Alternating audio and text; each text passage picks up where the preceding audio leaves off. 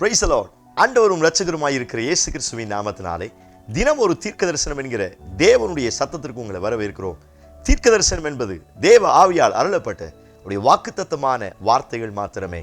இந்த நாளுக்குரிய தீர்க்க தரிசனமான வார்த்தைகளை வாசித்து நாம் செபிக்கலாம். பிரசங்கி 3வது அதிகாரம் 11வது வசனத்தை நான் வாசிக்கிறேன். அவர் சகலத்தையும் அதினதின் காலத்திலே நேர்த்தியாக செய்திருக்கிறார் என்று ஆண்டவர் வாக்குத்தத்தம் பண்ணுகிறார். ஆமென். Praise God. இந்த நாளுக்கு தேவன் கொடுக்கிற தீர்க்க தரிசனமான ரேமா வார்த்தை, அவர் சகலத்தையும் அதினதின் காலத்தில் செய்கிறவராய் இருக்கிறார்.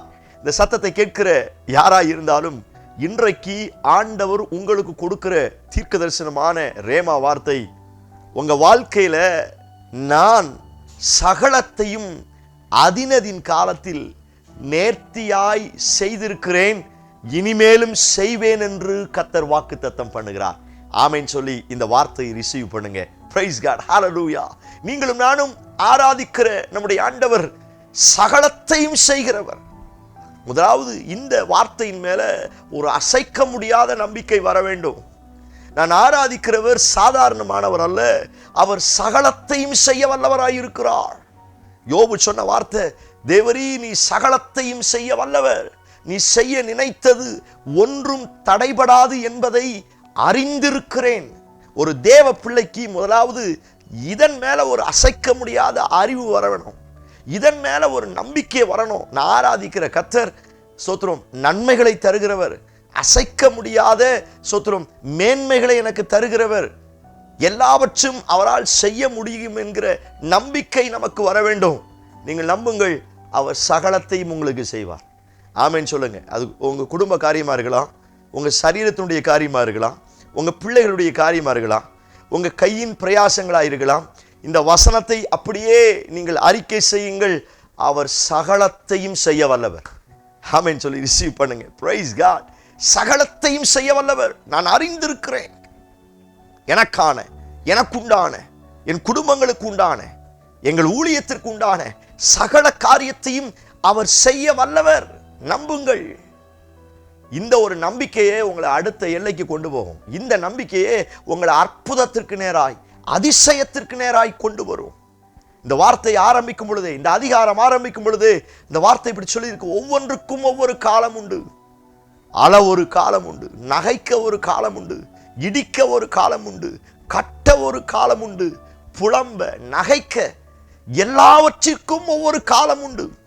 இந்த வசனத்தை அப்படியே நிறைய காரியத்தை சொல்லிட்டு தான் கடைசியில் ஆண்டவர் சொல்லியிருக்கிறார், அதினதின் காலத்தில் நான் நேர்த்தியாய் சகலத்தையும் செய்வேன்.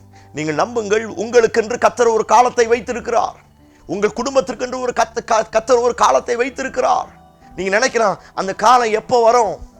இதே வார்த்தை நானும் பிடிச்சு ஜெபம் பண்றேன், ஆனா அந்த காலம் எனக்கு வரலையே. நான் எதிர்பார்க்கிற விஷயத்துல, நான் அழுது கொண்டிருக்கிற காரியத்துல அந்த காலம் இன்னும் கைகூடி வரலையே. இந்த சத்தத்தை கேட்கிற உங்களுக்கு இந்த வார்த்தையை கர்த்தர் தீர்க்க தரிசனமாய் சொல்லுகிறார், அந்த காலம் வரப்போகிறது. ஆமென் சொல்லி ரிசீவ் பண்ணுங்க.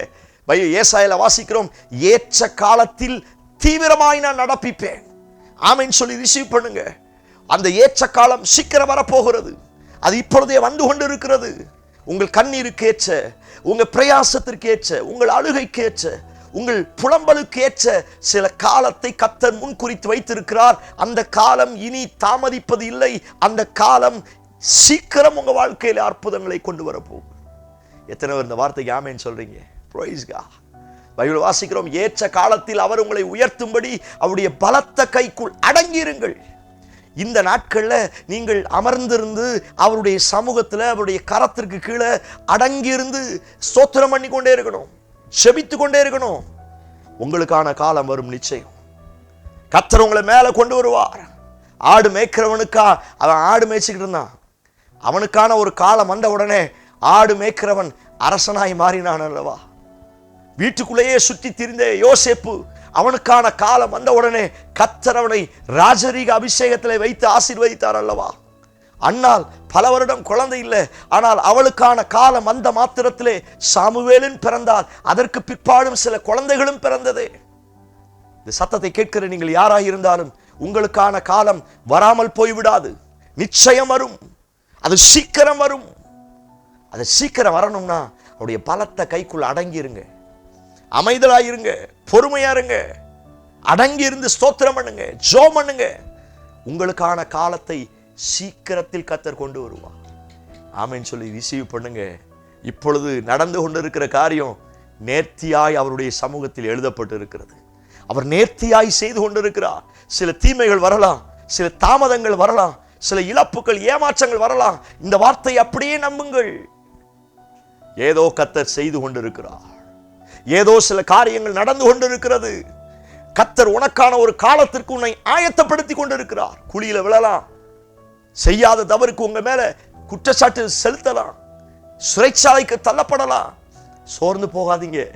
யோசேப்பு பலத்த கைக்குள் அடங்கி இருந்தது போல அடங்கிருங்க. உங்களுக்கான காலம் வரப்போகிறது.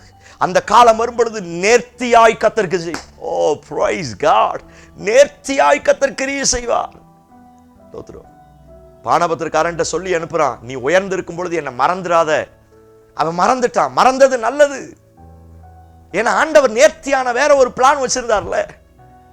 ஒருவேளை இவன் மறக்காம இருந்திருந்தா இவனுக்கு ஜாமீன் தான் கிடைச்சிருக்கும், ஜெயிலை விட்டு வெளியில வந்திருப்பான். ஆனா அரண்மனைக்கு போயிருக்க மாட்டான், ஒரு பெரிய ராஜாவா மாறி இருக்க மாட்டான். கர்த்தர் நேர்த்தியாய் செய்வார். அடங்கிருங்க. உங்க பிள்ளைங்க வாழ்க்கையில நேர்த்தியான நன்மையை பார்க்க போறீங்க. உங்க கையின் பிரயாசத்துல, உங்க சரீரத்துல, உங்க குடும்ப வாழ்க்கையில, உங்க பினான்சியல் காரியத்துல இதுவரை பார்க்காத ஒரு நேர்த்தியான நன்மைகளை பார்க்க போகிறீர்கள். நேர்த்தியான பங்கு எனக்கு கிடைத்ததுன்னு பைபிள்ல வாசிக்கிறோமே. நல்ல பங்கை கர்த்தர் உங்களுக்கு வைத்திருக்கிறார். நேர்த்தியான இடங்கள்ல கர்த்தர் நியமித்த காலத்துல சகலத்தையும் நீங்கள் அறுவடை செய்ய போகிறீர்கள். கண்களை மூடி ஜெபியுங்கள். Yes Lord, in Jesus name. இயேசுவின் நாமத்தினால இந்த சத்தத்தை கேட்கிற ஒவ்வொருவருக்காய் ஜெபிக்கிறேன். அதின் காலத்தில் நேர்த்தியாய் செய்வேன் என்று சொன்னீரே. எந்த காரியத்தை நினைச்சு அழுது ஜெபிக்கிறார்களோ, காத்திருக்கிறார்களோ, தீவிரமாய் நடப்பிக்கிற கர்த்தர் அந்த காரியத்தை தீவிரமாய் செய்து முடிப்பீராக. என் ஜனம் விடுதலையோடு தேவனுடைய நன்மையை பெற்றுக்கொள்ளட்டும். இயேசு கிறிஸ்து மூலம் ஜெபிக்கிறோம் பிதாவே. Amen, amen. Praise the Lord. நம்பிக்கையோடு இந்த நாளை துவங்குங்கள். நேர்த்தியாய் சகலத்தையும் கர்த்தர் உங்களுக்கு செய்ய போகிறார். செய்தி உங்களுக்கு ஆசீர்வாதமாக இருந்துச்சுன்னா மாத்திரம் மற்றவங்களுக்கு சொல்லுங்க. இந்த வார்த்தை அவங்க லைஃப்லையும் அற்புதங்களை செய்யட்டும். Amen. Praise the Lord. God bless you.